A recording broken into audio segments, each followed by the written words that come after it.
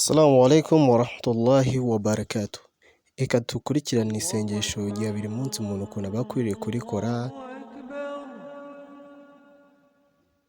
Icya mbere umuntu aba akwiriye kureba kuri Al-Kaaba, ariho akwiriye kubanza kwerekeza uburanga bwe, akaba ariho agomba gusara yerekeje, agakurikizaho niya, akerekana niya agiye gukora icyo agiye gukora, yarangiza akazamura amaboko ye akayageze hafi y'ugutwi agatora takbir, yarangiza akabona gutangira gusara. Atangirana n'isura Al-Fatiha, kubera iyo sura ariyo sura ya mbere usoma muri raka ya mbere.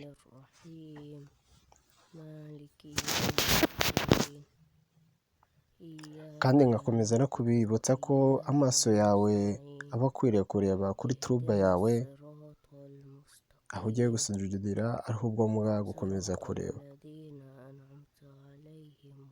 Ibice by'umubiri byawe byose biba bikureba kureba kibla, ariho biri kureba imbere. Nyuma ya sura Al-Fatiha uba ugomba gusoma indi sura ushaka yose, iyo waba uzi yose mu mutwe ushobora kurangiza. N'urugero aha ngaha twasomye sura Al-Ikhlas.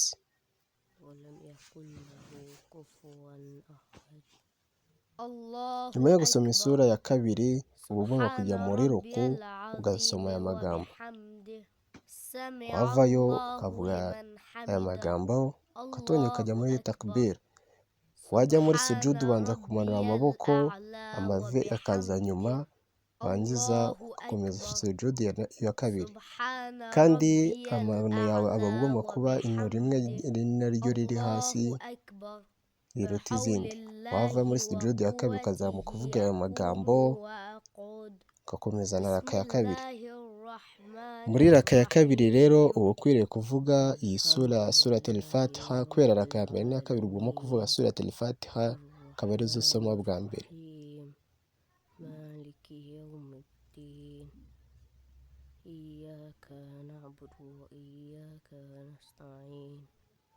Kandi ngakomeza kukwibutsa ko nk'iyo uri kureba kuri turuba yawe uri kwirinda ko hari ikintu cyatuma kikuvana mu iswala, cyangwa kureba ku ruhande kugira ngo utava mu iswala.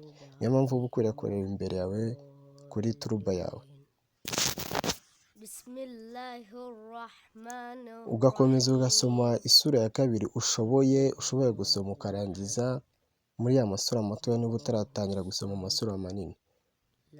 Ushatse wakomeza ugakoresha indi sura Al-Ikhlas nabwo nta kibazo. Iyi raka ya kabiri iyo urangije sura ya kabiri ujya muri kunuti gusaba, ukavuga idu'a iyo ari yo yose ushaka.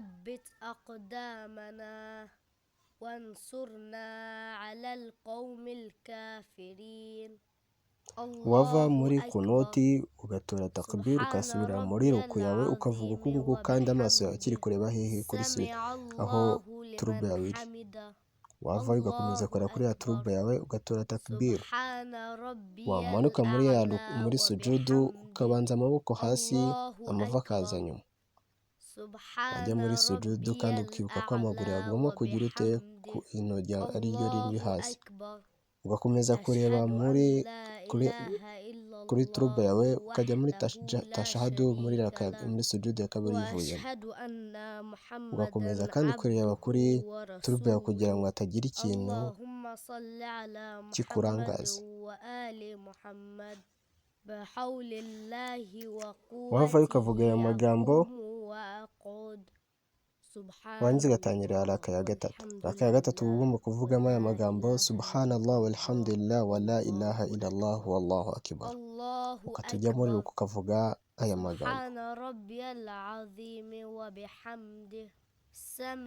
Wavayo ukavuga uko nguko, ukongera ukajya muri sujudu ukabanza amaboko hasi, amavi akaza nyuma, kandi ukibuka ko ino ariryo ugomba gukora hasi, kandi ugakomeza kureba hasi kugira ngo hatagira ikintu kikurangaza.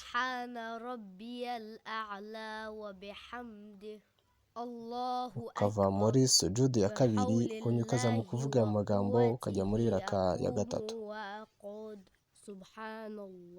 Nabwo ukavuga ya magambo wavuze muri raka ya gatatu.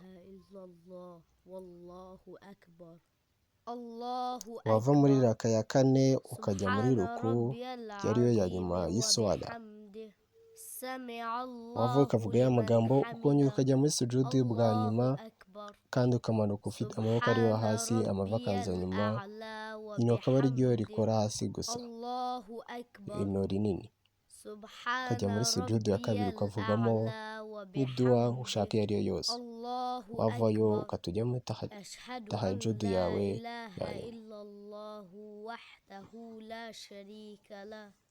وأشهد أن محمدا عبده ورسوله اللهم صل على محمد وآل محمد. السلام عليك أيها النبي ورحمة الله وبركاته. السلام علينا وعلى عباد الله الصالحين.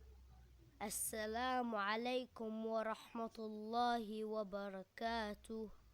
iyo urangije kuvuga ayo magambo tuvuga Allahu Akbar inshuro eshatu ukaba urangije iswala yawe. Iyo ubishatse usala iswala ya suna cyangwa ukaturisomera tasbih Zahra alayhi salam. Iyo yari amasomo ateguriwe n'urubyiruko rw'abashiya mu Rwanda arirwo rwabiteguye. Tubashishikarije gukomeza kureba kuri channel yacu insha Allah.